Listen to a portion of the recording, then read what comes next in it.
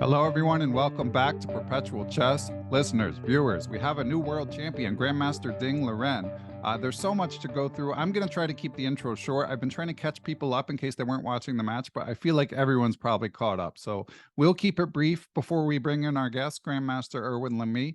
Did want to give a shout out to our presenting chess education sponsors, Chessable.com. They've got a fantastic array of opening choices, tactics courses, whatever it is that you're interested in working on. And of course, they have spaced repetition to help you learn. I have a list of my favorite courses that you can check out that will be linked to in the show description with descriptions of for what level it is best suited. And I'll be updating that list as time goes on. And of course, they have free courses that you can check out as well if you go to their page and filter for free. So quick rundown of the match. Ding-Nepo, just an incredible display of resilience and fighting chess through the match. He outlasted Nepo more than anything. I mean, it was a knockdown, drag-out affair. He won in the final rapid tiebreak, as you guys probably know.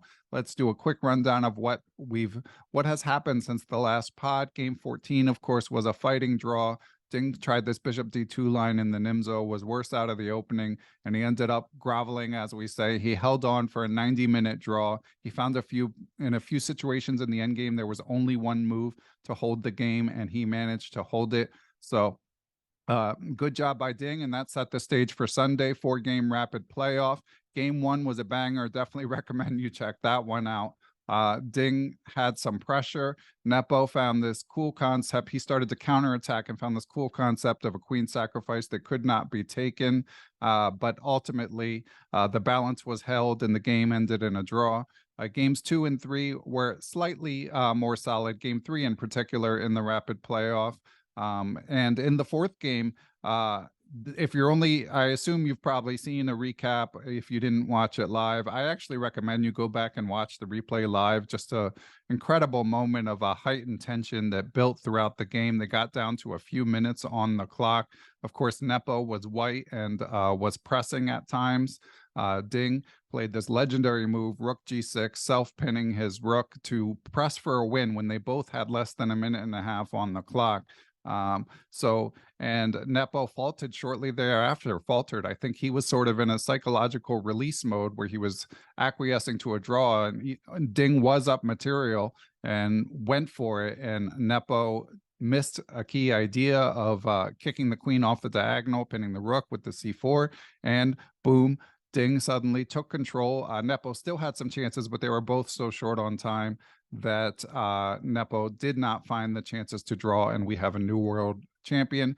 Ding, of course, wins 1.1 million euros for his effort, 30 years of age, the first Chinese Open world champion. Of course, we've had Chinese women world champions, and in fact have one now. So both chess world champions currently are from China. Ding was basically overrun with emotion at the time. He just kind of slumped. And Nepo obviously handled his loss well, but quite upset after a grueling match when he threw in the towel. In the press conference, Ding said a lot of moving things, but I thought this quote in particular was moving. He said, "I started to learn chess from 4 years old. I spent 26 years playing, analyzing, trying to improve my chess ability many different ways with different changing methods, with many new ways of training. I think I did everything. Sometimes I thought I was addicted to chess because sometimes without tournaments, I was not so happy. Sometimes I struggled to find other hobbies to make me happy. This match reflects the deepness of my soul. I could not control my mood. I'll cry. I'll burst into tears. It was quite a tough tournament for me. I feel quite relieved." So touching statement from Ding, and you could really see the emotion in his face. And I think that sets the stage. We've got lots to discuss with one of my favorite people to talk to about top-level chess, Grandmaster Erwin L'Ami. So let's get you to it. And we are here with a return guest. He is one of the top players in the Netherlands, has been a regular member of the Dutch Olympiad team since 2006, winner of the 2015 Reykjavik Open. He's also a highly respected opening theoretician. He has worked on the teams of former FIDE world champion Veselin Topalov and perennial top 10 player Anish Giri. He's also a very popular Chessable author. I definitely recommend Lifetime Repertoire's Carol Khan, and he's got many other offerings as well. I believe he may be working on one. In addition to that, But of course, the order of the day is to discuss the World Championship, and we are excited to welcome back to the program Grandmaster Erwin L'Ami. Welcome, Erwin. Thank you. Thanks for having me. Great to be back. Yeah, excited. As I've mentioned on previous pods, like you're not someone who's tweeting a lot, except when the World Championship comes along, you'll occasionally share a thought, and I always enjoy it. But let's dive right in. I mean, we're recording this, of course, Monday, the day after the Rapid playoff. I was watching live, as I think a lot of chess fans were. But let's go straight to Game 4, Erwin. So were you watching live as Ding turned the tables and won the final playoff? Absolutely, absolutely. No, I was there from the start. So it was 11 in the morning for me here in the Netherlands. For you, it was a bit earlier, I think. Yes, for sure. And yeah, that last game was just, I don't know where it came from, to be honest. I had the feeling that Nepo was pretty much in control of this whole tiebreak. And then suddenly these moves, I'm not going to go into too much chess, yeah, because that's maybe not what we want. But those moves, bishop b4, and especially, of course, rook g6, going into that self-pin, and Magnus tweeted about it. That showed such enormous confidence, or I don't even know how to call it, but it just. I'm not surprised that Nepo collapsed instantly, because it was such a shocker for everyone. Everybody was, first of all, this move bishop b4. Everybody was a bit surprised already, because it looked like the bishop is a bit out of play there. And then to avoid the repetition the way he did, it was just. And then the final. I also his reaction to the win. Yeah. I don't know if you. I mean that was. I was touched a bit by the whole. I felt, of course, bad for Jan, because obviously. He definitely had his chances to win, but then also, Ding is such a nice guy, and you also wish him all the best. So it was, it was very, in a way, very beautiful and at the same time brutal last game to watch, that fourth tiebreak game. Yeah, I felt the same way. I'm a sports fan, and you occasionally get these moments when you're following sports where someone sort of finds something within, where they reach a level that maybe they didn't even know that they had. And maybe I'm projecting too much, but in the sequence that followed from rook g6, after all of the psychological struggles that both players endured through the match on full display. Now, it's not like Ding played perfectly. It's not like he won by force, but the calm he showed in that situation, I was dazzled. And yeah, on the sporting theme, so often it comes down to some tiny bounce, the ball hitting the crossbar or whatever it may be. And certainly with as many heightened moments as we had in this match, I felt that way watching yesterday. And he had 1 minute on the clock when he made the decision to go all out for the win. So it's not like he was in a comfortable spot anyway. So it was extremely impressive. I think that clearly those two decisions, bishop b4 and especially rook g6, that's what made him world champion. He didn't get that many chances besides that. Well, it wasn't even a chance in my. He created something out of no, and he was extremely precise. Also, he looked focused. He looked extremely good in that moment. I think the best he's been in the entire match. Yeah, I agree. And I was watching the broadcast with Tanya Sachdev and Robert Hess and Fabiano on chess.com. They did an amazing job. Erwin, yesterday, were you watching a broadcast, or how were you following at that moment? Yeah, I was following that same broadcast. It's funny. I think my Russian is not very good, but I saw on Twitter, I saw a clip of Svidler, Grishuk, and Kramnik. I think they were doing some Russian commentary, and the moment the fourth game they were repeating, and they assumed that the game had ended in a draw. So they were simply discussing the next step, like blitz now, or this guy.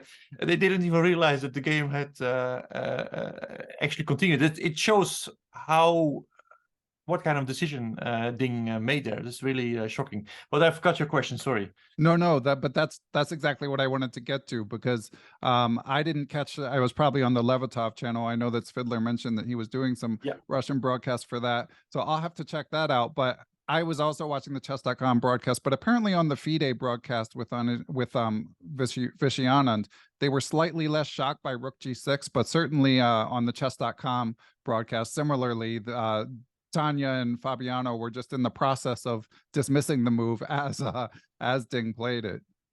I like that a lot about chess.com. I only watch chess.com, so I can only speak on their behalf, you can say. Fabiano was there bringing the experience in the excellent chess. Also, obviously, he brought a lot of wisdom how to approach these things. I really like to listen to his commentary. Then they also have the healthy mix of sometimes they throw in some engine line. So they do that very well. I think that balance between engine, because it's very easy to just throw out some engine lines. Of course, you see them on Twitter. You see people shouting "blunder, blunder." But I like how, especially Fabiano, how he gave meaning to those moves, and it often turns out not to be that simple, actually.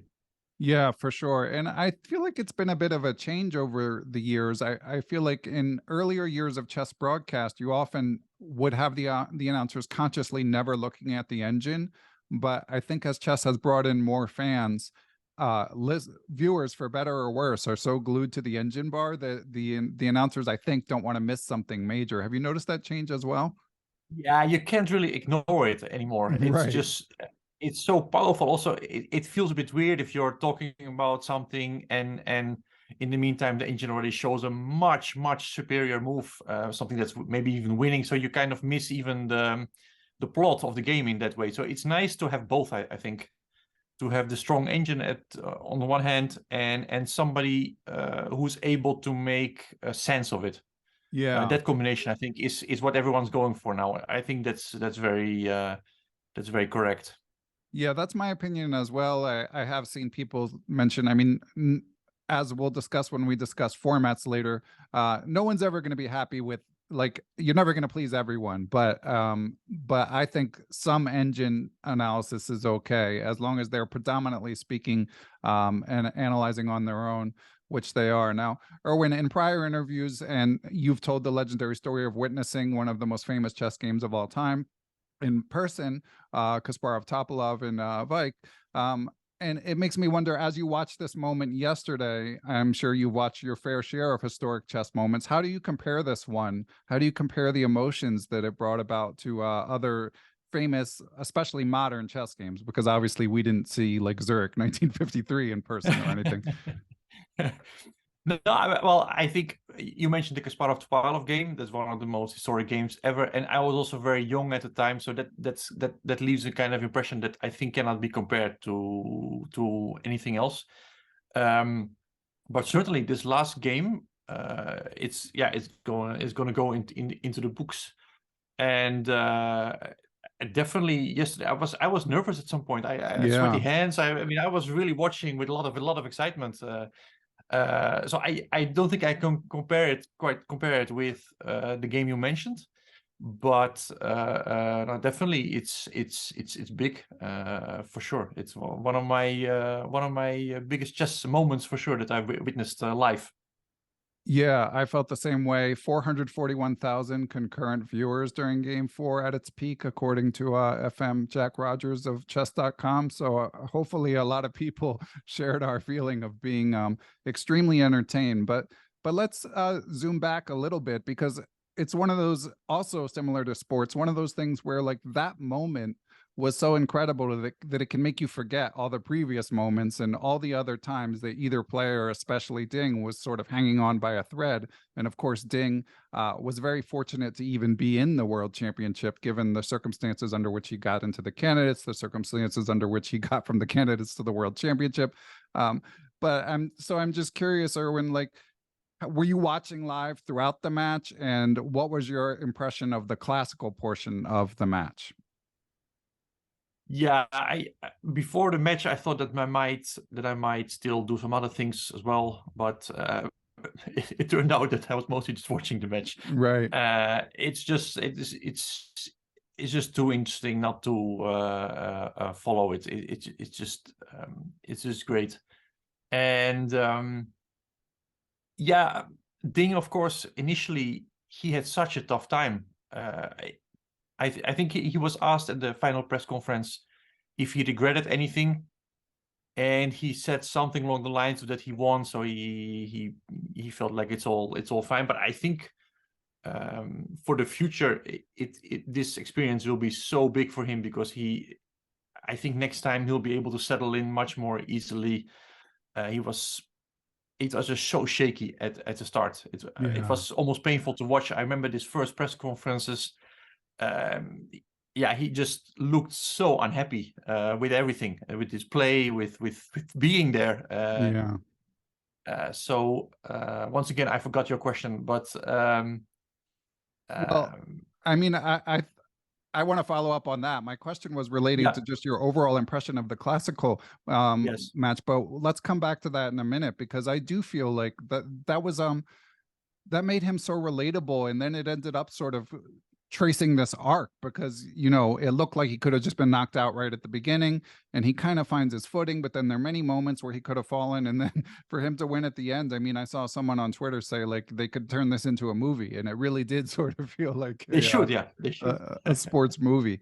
But bringing it back, especially as someone who's worked with elite players and helped them with their prep team, Ding obviously, and Richard Rapport, and we don't know, as far as I know, if anyone else was working with them, but they made some curious opening choices, especially with White, not really pushing hard for an edge. What did you think of these choices, Erwin? Yeah, I mean, I have to be a bit harsh here. I mean, opening wise, it was really not a success for Ding. Jan mostly played E4 throughout the match. One time he played D4 just to probably check what Ding was planning there. There was not a big success. It was a draw, that D4 game. But other games were all 1E4. And yeah, Ding was suffering throughout. His Spanish just wasn't really up to it. He was worse every single game. Even in the tiebreak, he was worse, or under pressure at the very least. So that cannot be considered a very big success. I was a bit disappointed, to be honest, with his prep. I was thinking that for this match he will really have his E4 E5 repertoire on a new level. And it was interesting what I think Daniel Dubov said. He mentioned that it looked like to him that at some point in his career, Ding just decided that E4, E5 is his opening, and it's what he does mostly. But in his view, it maybe doesn't really fit him very well. And to be honest, I had the same feeling during the match that Jan just plays his positions better. Jan seems to be more at home in them, and he got such comfortable, nice advantages out of the opening, and then he would also, or at least in my view, play them better afterwards. So that was real suffering for Ding there.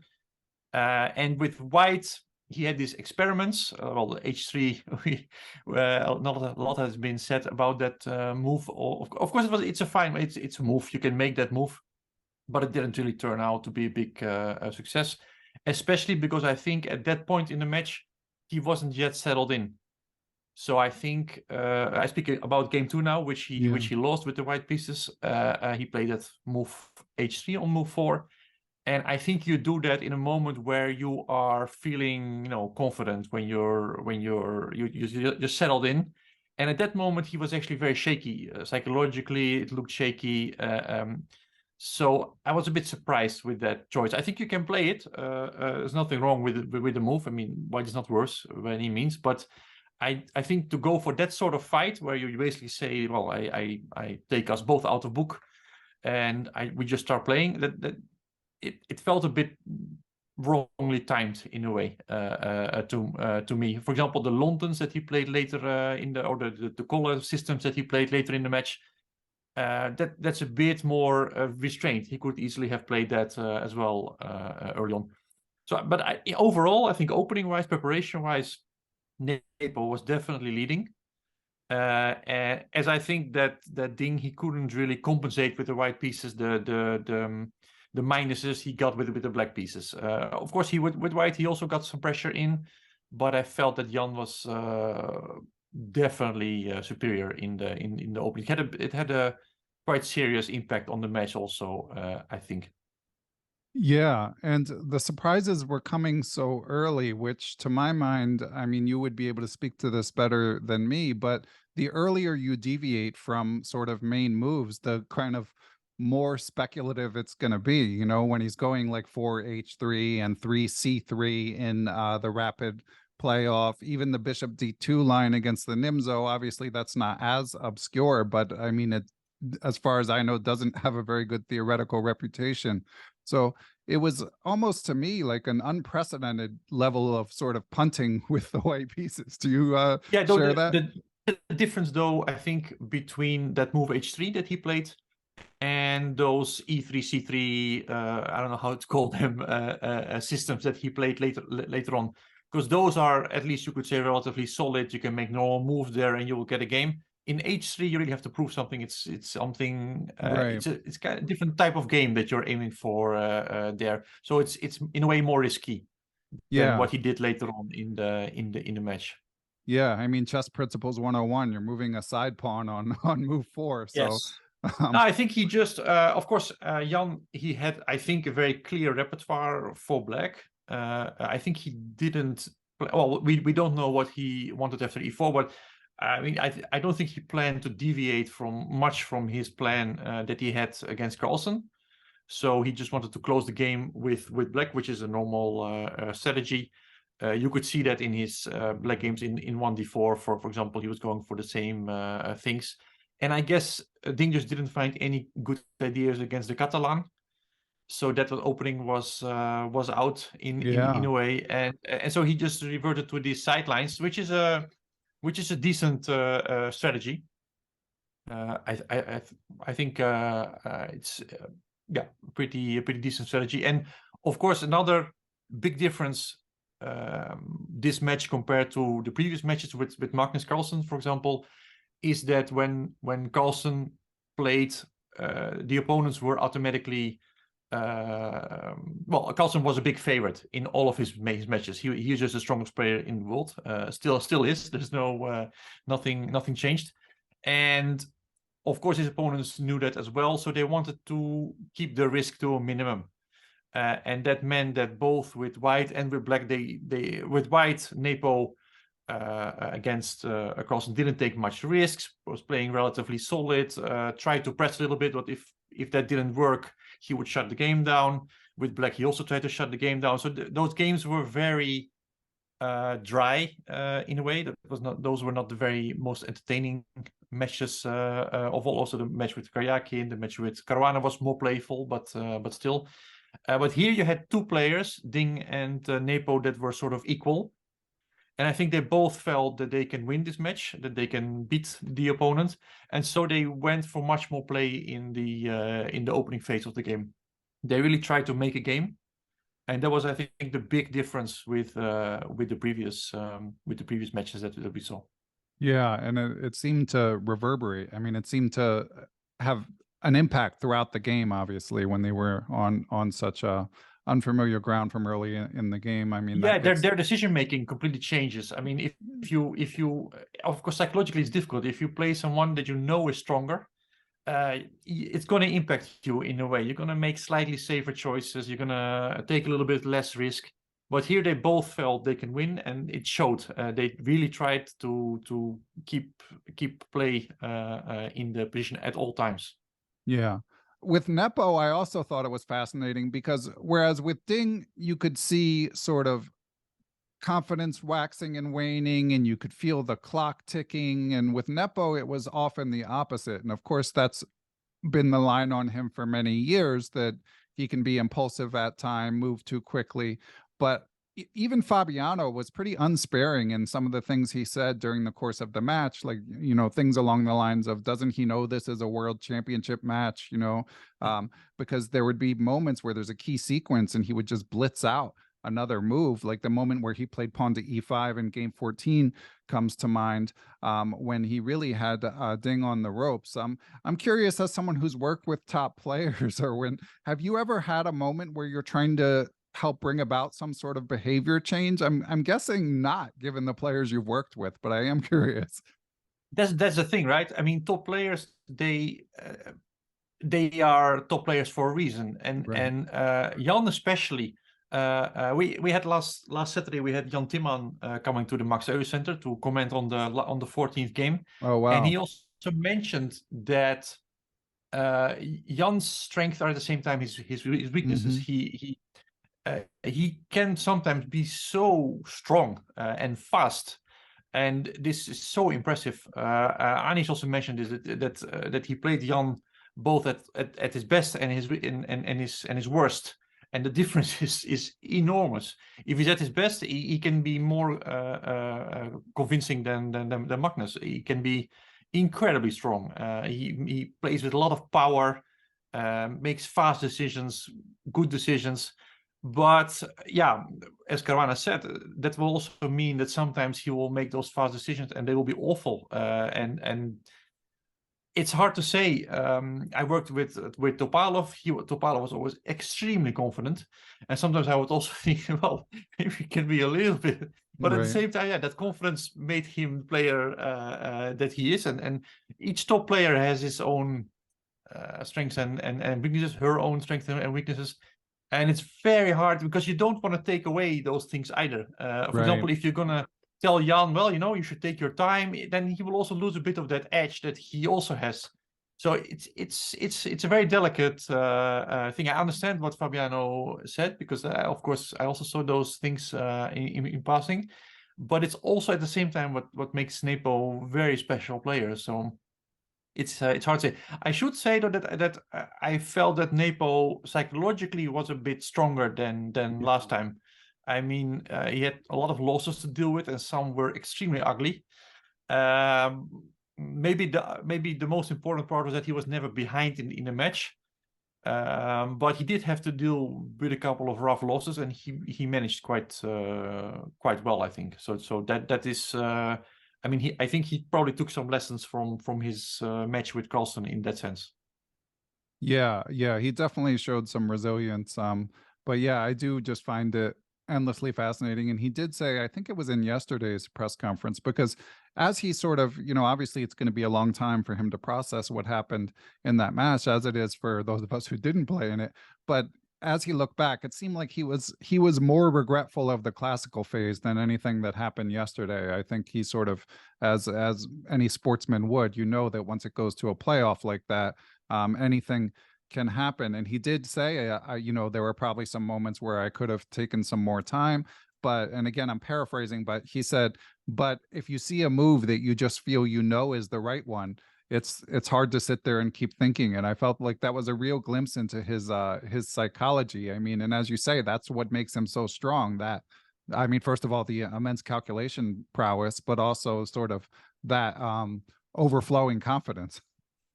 No, sometimes you hear somebody who lost something, a match or played a bad tournament, and you hear them complain like, I was winning there, I was winning there, and you usually take it with a grain of salt. But I have to say, this time really, I mean, when he mentioned in the press conference that he talked about game 12, for example, Yeah. and about his mischance, and he's definitely right. I mean, he could have very easily won this. He could have easily been on the good side of things in this match, because I think in the classical portion he was just he was just better. I have no other way to say. He was better prepared.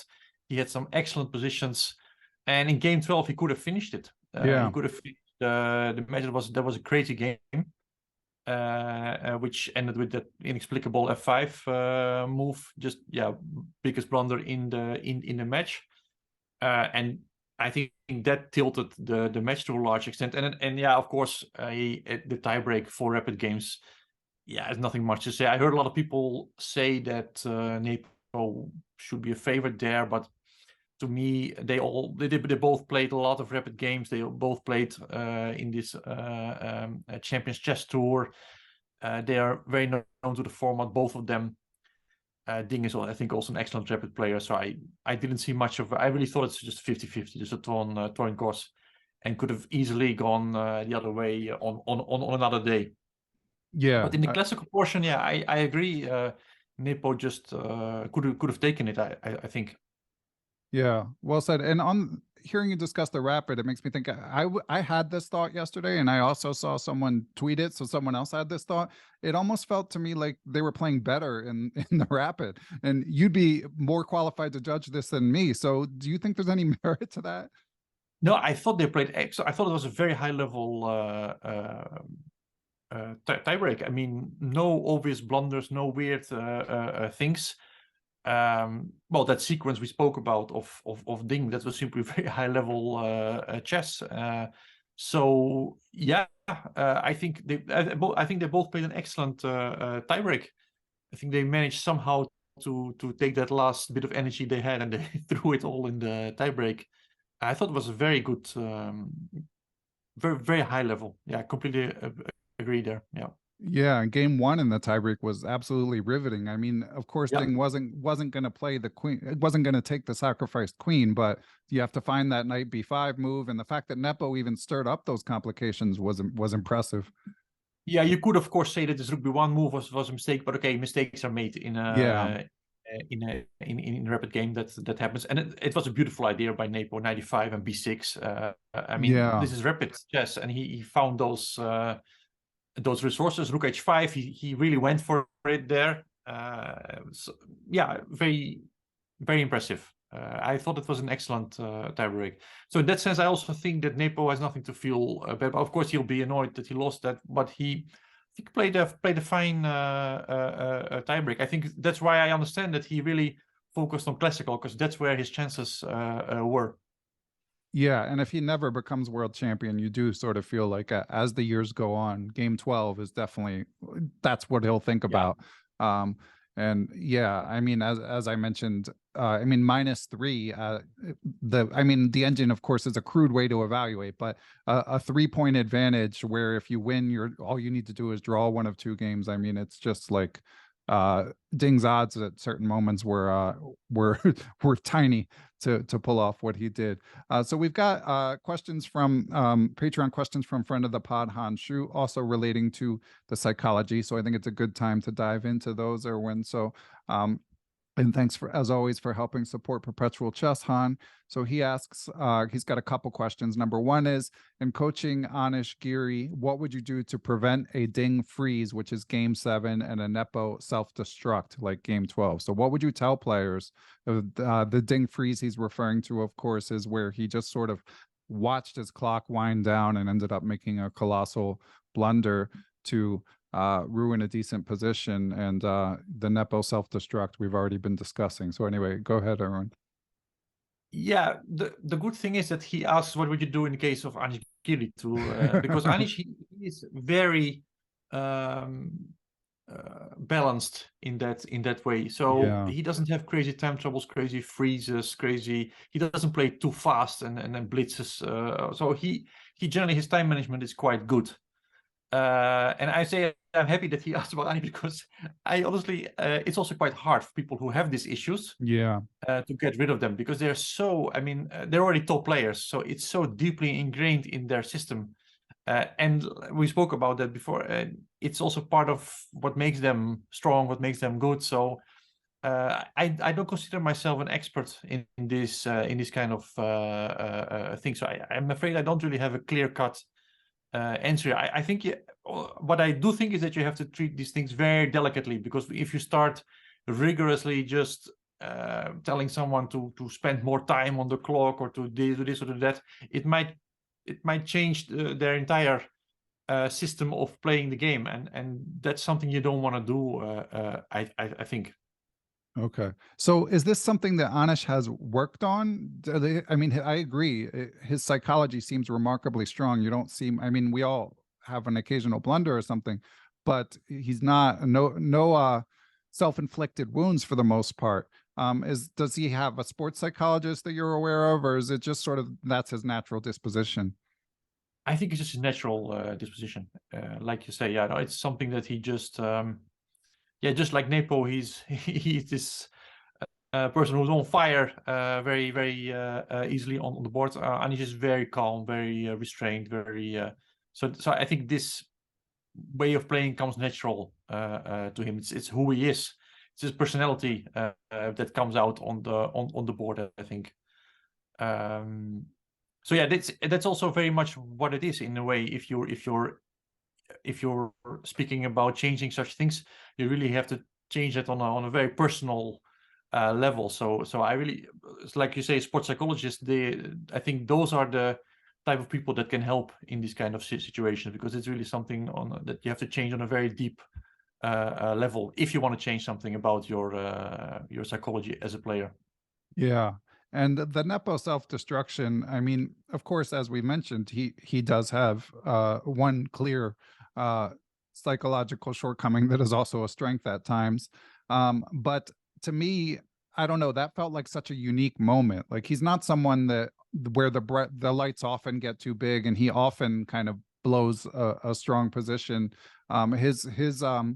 His struggles in the past, I feel like, have been more round to round. You know, once he loses a game, things can unravel. Whereas this one, just the game itself unraveled. So I don't know. I mean, you're only in potentially, for all practical purposes, clinching world championship game once. So certainly I would think he needs to address it if he gets on that stage again. But otherwise, I'm not sure if it'll be a recurring issue. What do you think? Yeah, it's very. I mean, you speak specifically about game 12, I think now, right? Yeah. Yeah. That is, that is hard. I mean, it was not. To me, it was. I mean, I was following the game live without an engine at the time. I was traveling, so and during those critical moments where all these crazy things happened, it wasn't that straightforward to me that the wins that he had. The only real crazy moment to me was F5, because it was Yeah. just that was just inexplicable. But at that point, he was already no longer on the good side of things, objectively Right. speaking. White was already fine there. Ding had won a pawn somehow, and or he had grabbed the pawn somehow, and he was hanging on to it. And according to the engine, White was slightly better, I think, at that moment. But those wins, I think, were not that easy. So yeah, once again, I'm not sure how what conclusions to draw from that. It's a bit boring, perhaps, but I don't want to pretend to be knowledgeable on this, because it's very hard to draw conclusions from games. You'd really have to speak with him to hear what he had calculated, what he had seen, because sometimes there is just a chess reason for things. Sometimes you just calculate something and you go for it. For instance, I had myself very often games where I had, for example, the opportunity to go for an attack, and I was calculating something, and then I thought, the attack is not working. And then later on, people came to me and said, "Come on, you're afraid to attack or what?" Right. And then I just, but I didn't see the continuation. Simply, I calculated the line, but I didn't see the continuation. And then they understood, okay, so you wanted to, but you didn't see the way to play. So it can be both.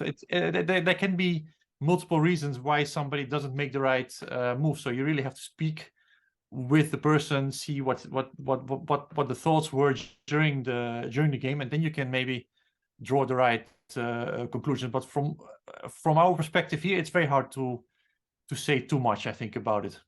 Yeah, and that F5 move in particular, I mean, as I mentioned on the last pod, like as Fabiano said, it probably wasn't a chess error, it was some sort of psychological error. But and I certainly I don't sorry, go ahead. Yeah, sorry. I mean, it could be. I mean, it's still a horrible blunder. It could be that he missed that after a d5 check, that he can no longer block on e5, because he could always block on e5. So that would be, in a way, still a chess blunder. It's a horrible blunder, but it would still. So and then there can be other. There can be fatigue can be a reason. There are so many things going on. The match is long already at this point. 12 games. They're there for a couple of weeks already. Both players probably exhausted. So it is very hard to draw a clear conclusion. Yeah, it is, and I don't think he should have been asked, "What were you thinking?" in those stark terms right after the game. But I hope someone asks him someday to shed a little bit of light. In general, these press conferences, they can be so awkward. I don't know how to organize it in general. Yeah, but I mean, you have the win and the loser next to each other. Well, loser is a bit of a wrong word in this, but let's say the winner of the game and the person that lost. And it creates this tense atmosphere. One person is down, the other one is kind of happy. You get these awkward questions. Maybe they could do separate press conferences, or maybe only the person that wins should be there. I don't know how to. Some people might say it's just part of the game, and it's great that we have these press conferences. So that's also a valid point of view. But I find it a bit awkward sometimes. Yeah, I do too. And getting back to sports, I mean, it's rare that you have the winning coach and the losing coach there together. They do their things separately. And then yesterday, of course, the first question they're asked after after this incredible moment is about the weather in Astana. So that was insane, right? I was going nuts. I was sitting there for the press conference. I was ready to see some nice questions coming about the game, about how he came up with rook g6 and how did he feel, and then the first question is how do you like your stay, and how do you like the weather, and what did you do on the rest day? And yeah, that was a bit painful. I have to say. That was really that was really not good. No. Yeah. Quite strange. Okay, we've got a follow-up question from Hanshu related to the psychology of the match. He says, Magnus Carlsen stated that Nepo's ceiling is closer to his, but Nepo's floor is much lower than Magnus's. And Jonathan Rowson stated in 2021 that Magnus forced Nepo to his floor in their match. The strong weaken the weaker because strength is a function of the will. And in a context where there's no escape, one side will ultimately yield to the other. Jonathan talked about this in his great book, The Moves That Matter. So Han asks, do you believe that Nepo's collapse in Game 12 had anything to do with Ding's willpower, or was it merely caused by the match situation? Ooh. It's a deep one. I do really like, by the way, that quote that you and I do think there is a lot going on between two players during a match. I mean, I don't know if we spoke about that, but I remember when Topalov played with Anand in 2010. I was there. I was helping Topalov there, and during that match, at some point, Veselin wanted to avoid all kind of technical positions, even though he plays them perfectly well, but he didn't feel good in them anymore. Well, so that's sort of an advantage that passed over to Vichy, because Vichy was playing Catalan in that match, so he was going for those technical positions. And after he won one such game, Veselin, he didn't want anything to do with that anymore, even though later on he played many fine technical games. I mean, he's obviously very capable of it, but during that match something happened in a way, like it got into his head, and I think it's very possible that somehow the way somebody sits behind the boards, something that he radiated. I mean, I've played against both, and with Nepo, there's a lot of pressure. You feel a lot of pressure when he plays fast. He has this, you've seen the looks that he gives when you make. I mean, I got a lot of weird looks from him when I was playing him during the game, for obviously correct reasons also. But he really radiates that. So there's a lot of pressure coming from him. From Ding, you feel that less. But also sometimes when you play a quiet person like Ding, it can also be intimidating in a way, because you feel like well, now I'm doing well, now I'm but he's sitting there like nothing's going on. I had the same with Adams, always Mickey Adams, right? You could not see on his face if he's winning or losing. That's just, there was no difference, and you would try to read something and you just don't get anything. So it works both ways. As to Game 12, I would refer to what we spoke about earlier, that it's very hard for me to make a clear conclusion as to why that all happened. But it could very well be that Ding was at that moment radiating something that had an impact. But I think that it's still some psychological / chess reason why that all unfolded. Yeah, that would be my guess as well. Yeah, with Ding in the press conference yesterday, he was asked about Rook G6, and even then it was striking to me because he wasn't describing the emotions of the moment. He wasn't saying like, I decided to go for it. He said like, I was trying to get out of check, basically. Like, I needed to get out of Yeah, I check. think he did mention something like when you get a chance, you should try to take it, something like that. But I thought that was also not really. I mean, it wasn't really even a chance in my. I mean, no, or at least nobody saw it as a chance. I'm sure that 9 out of 10 top players would have repeated there.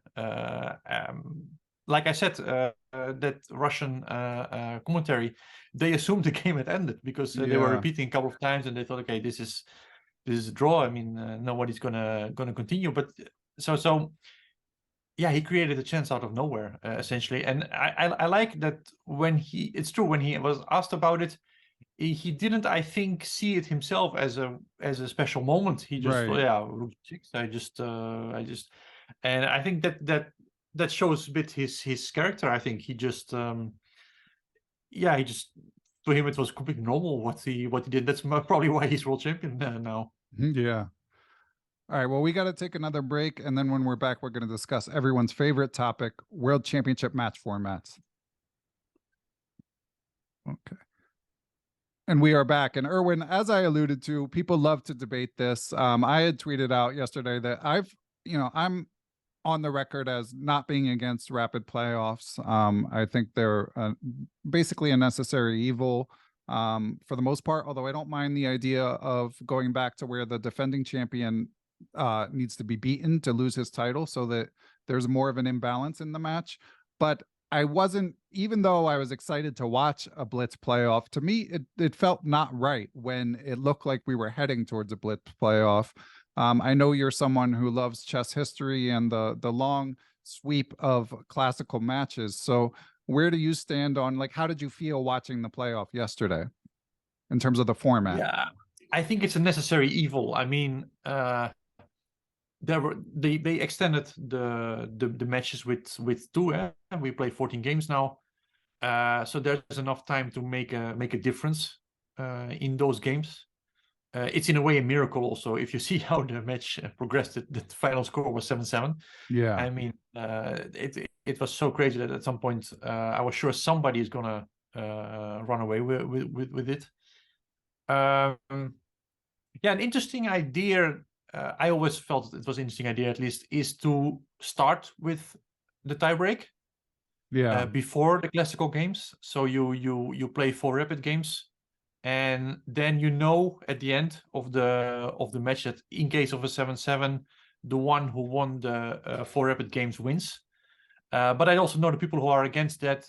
They don't like that it starts with rapid. It feels a bit odd, and there's something to say for that as well. But I do like that if you start with those rapid games and you have a winner on day one of the match, then after that you will always have somebody leading the match. So even if you make 14 draws, somebody will always be leading. So there will always be a story. Because now we were very lucky that we had a great match, but we also had matches that we were really having a tough time selling it to a big audience. But in this case, you will always have a story. There will always be someone leading. There's always somebody who has to win, and that could, I think, be interesting. But since this idea has been around for a while already, I doubt that it will ever be implemented. But I always thought it was an interesting idea. In general, of course, yeah, like you say, I'm a big fan of classical chess. I like those numbers you mentioned earlier. That I also saw somewhere 570,000 Oh, wow. for the Maybe that includes FIDE because that might have been some just a some tweet chess.com. by Tarjei, the Norwegian Oh, chess okay. journalist. I think I saw him tweeting something about that. So huge numbers for the last day of the match. So in that sense, there is hope for classical chess. I think. But this could be potentially an idea to start with the tiebreaker. I wouldn't be against it.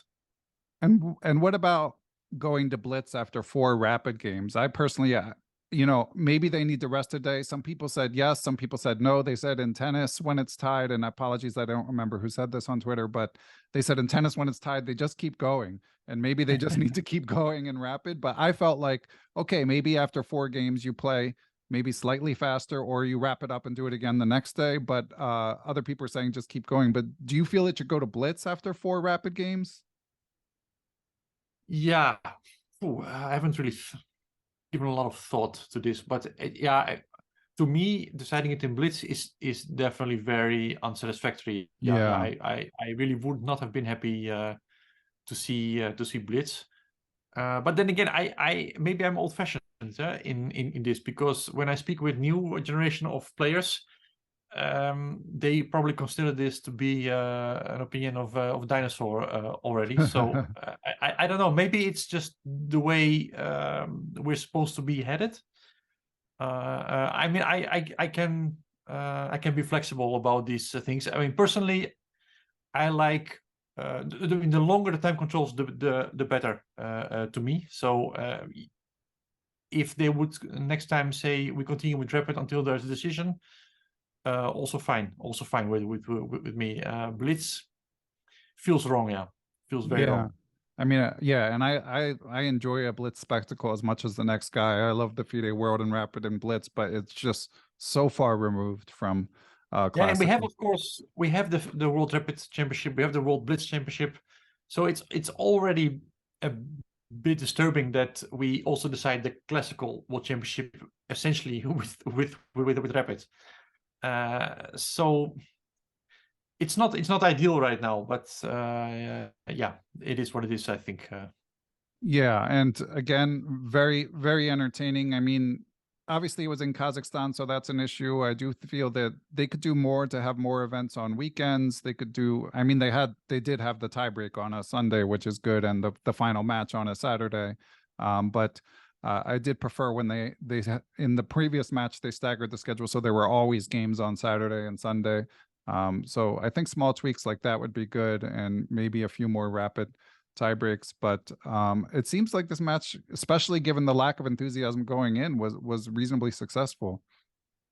That's definitely how I'm also thinking of. A small note that I think they changed the schedule in the way that the final 14th game and the tiebreak are in one weekend. So I think that was a very good decision. Yeah.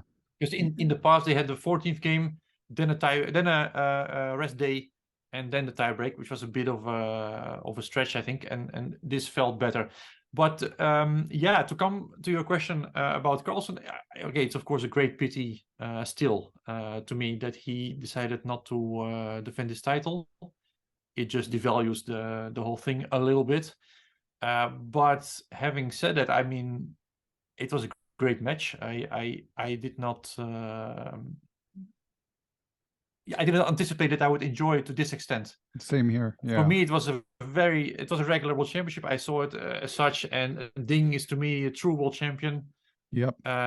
We had in the past actually many moments where the strongest player was not the world champion, and that's something that we are not really used to anymore, because since 2013 we had Magnus as the world champion and he was the strongest player, and we kind of quickly got used to that. But in many sports, the world champion is not necessarily the best player, and I think they can easily live together. In fact, I think Magnus was the strongest player in the world from about 2009, 2010, and he himself only started to fight for the championship 3-4 years later. In 2013, he played with Vichy.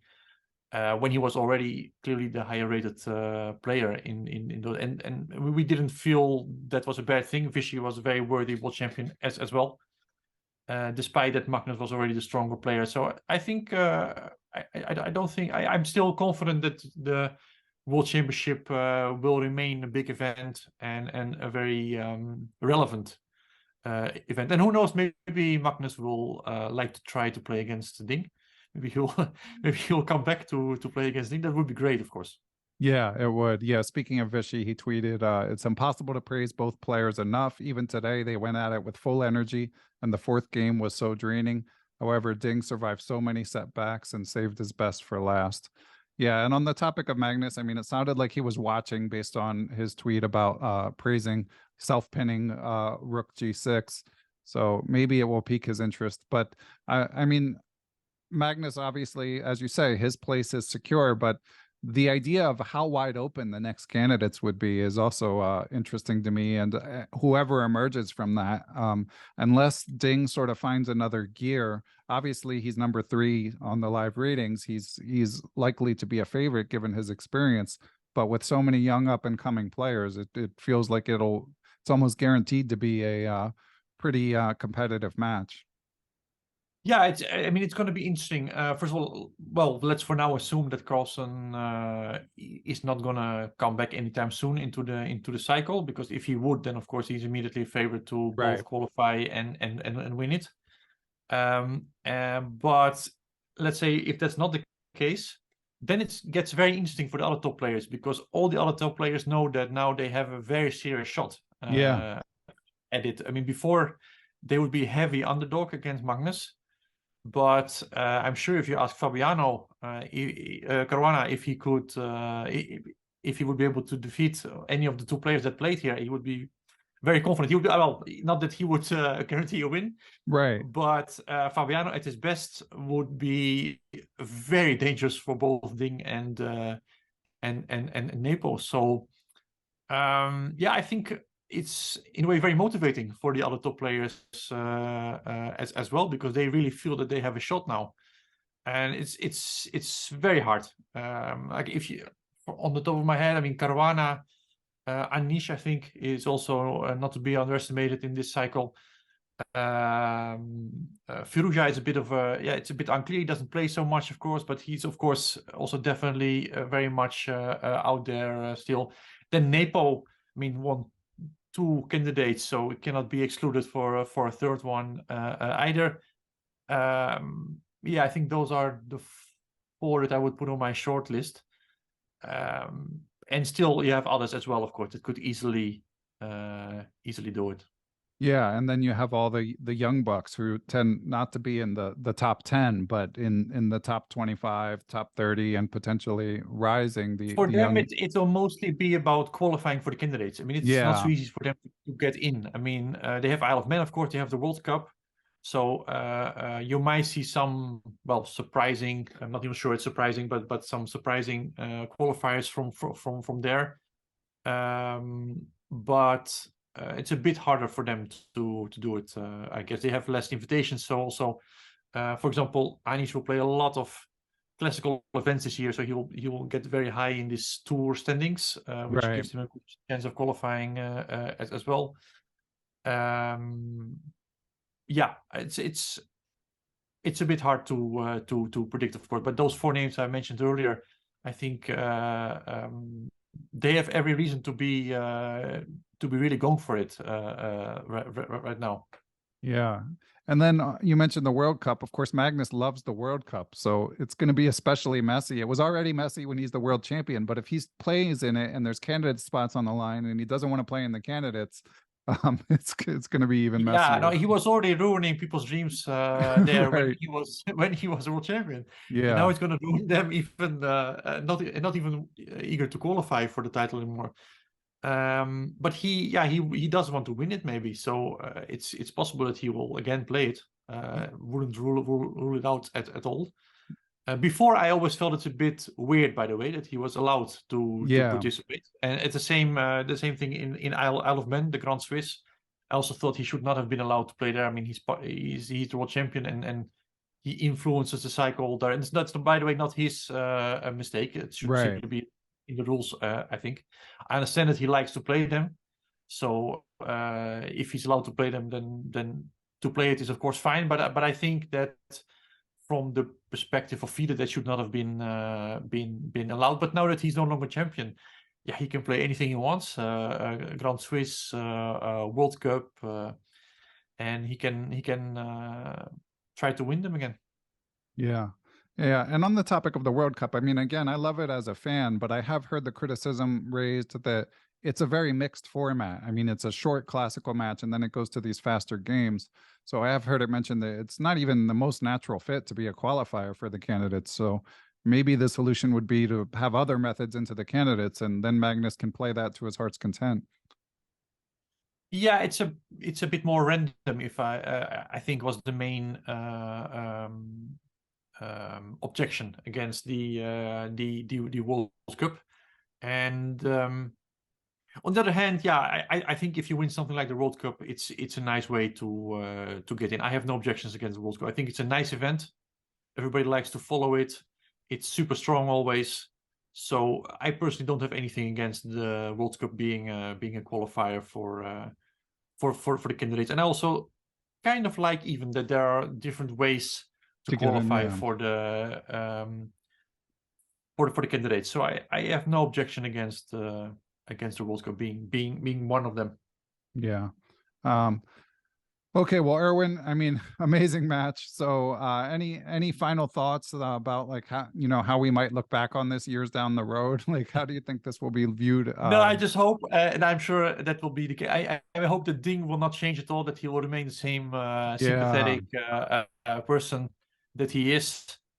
I don't see him changing. I'm very happy for him. I mean, of course, my commiserations to Jan, obviously, but I'm at the same time very happy for Ding.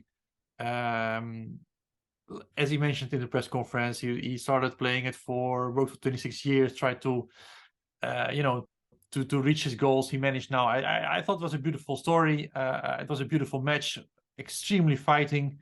After a few days, I thought Ding was completely done. I even, well, the thing is, it was a funny story. We asked Jan Timman, I mentioned it earlier, to do a live commentary at the Max Center where I work these days.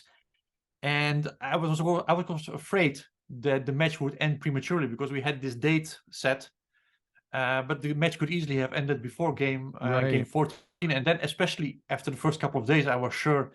I was about to write Jan already that, yeah, sorry, but it looks like this day it's not going to be as we planned. So it was just a fantastic match, extremely many ups and downs, and very good, I think, for our game, for the game of chess. Just a very good promotion, as well as good promotion for classical chess, I think. And I'm looking forward to the next cycle already. I mean, candidates, World Cups, Grand Swiss. We get a lot of brilliant events coming up. I'm of course rooting for Anish, obviously, but I think everybody will try to chip in and get to the next match. It would be great to see Anish in the World Championship. And let me ask you, were there any other highlights from Jan Timman's speech? Any other like stories you could share? Yeah, no, it was just a very nice day. I mean, the Max Center is not very big. We normally, I mean, 30 people. It's completely full, but there were like 50 people. There were 50 people, so people had to stand, and people had to, and everybody. I mean, the match was, of course, very much followed in the Netherlands. We are still very much a chess country. A lot of chess fans in the Netherlands. So many people came. Jan is, of course, a legend, especially, of course, in our country, but in the entire chess world. So everybody liked to see what he had to say. It was a very lively day. People shouting suggestions, Jan refuting them, throwing in some nice anecdotes from his own career. Of course, he played a World Championship match himself in '93, so he has a ton of experience. So he was really the perfect person to speak about that. So we were very happy that he wanted to come. So that was a great day. He showed some studies of his. He's a fantastic composer. He has, I mean, he's extremely productive, makes one brilliant study after another. So I would definitely recommend listeners and viewers these days to check out his studies, because he makes the most amazing things. And yeah, like I said, we were very happy to have him and to experience the World Championship together with him. Excellent. Yeah, absolute legend. And Erwin, what's going on with you? Do you have any tournaments coming up? Are you busy with the Chessable course? What's on deck for 2023? I am making a Chessable course on the Slav, which got a bit delayed. Some things came up, but I am gonna definitely finish that somewhere. I think in the next 3 months or so. So I hope people will be looking out for that. And in actually 2 days from now, I'm going to Malmo not playing there. I'm doing commentary. I did that fun. last year as well, and it's very fun. It's a great tournament. A nice mix between young and older, well, experienced players, I should say. And it's a very nice field, very nice mix. Like I said, young top players, up and coming, and somewhat experienced players. Then I'll go with Anish to Norway chess, to Stavanger. Okay. Which is extremely strong this year. I think most of the top 10 is there, so it's maybe even the strongest event of the year. I'm not sure, but it must be up there with one of the strongest lineups. And then I will go to Prague to play myself in the chess festival. I'll play in the challenges there, and looking very much forward to that, because I always heard a lot of good stories of that tournament, so I get to play there this year myself. Looking forward to that. Dutch Championship comes after that. I have to defend my title. Yes. Which is going to be very hard, because Anish Giri is playing this year, Oh, as well wow. as Jordan van Verrees. So it's going to be very strong Dutch Championship. This year, the Dutch Federation has a jubilee, 150 years. So yeah, they really try to create a very strong Dutch Championship, and it looks like they will succeed with Anish and Jordan participating. So that's very exciting as well. So yeah, plenty of things coming up. Yeah, one more exciting than the next. It sounds awesome. Yes, yes. Excellent. All right. Well, Erwin, really appreciate you sharing your perspective of this unforgettable match. We look forward to you, if Twitter still exists, for you popping up on Twitter again for the next World Championship. I will. On the next championship, I'll be there again. Yeah. Excellent. All right. Thanks again, Erwin. Really appreciate it. Thanks for having me.